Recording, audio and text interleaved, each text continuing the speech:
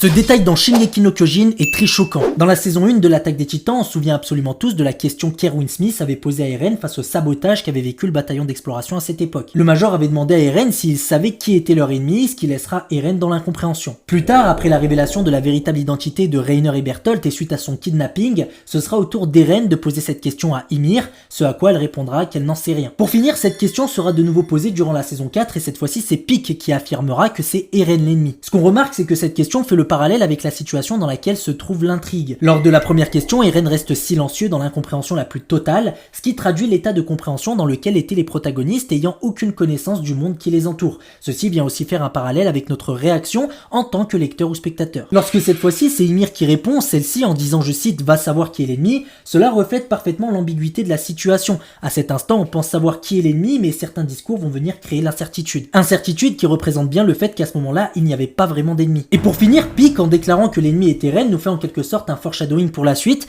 mais donne aussi son point de vue sur le personnage après l'attaque qu'il a menée sur Revelio. Vous l'aurez compris, au fur et à mesure de l'histoire, cette question vient s'aligner avec le développement de l'intrigue, son ton et sa narration.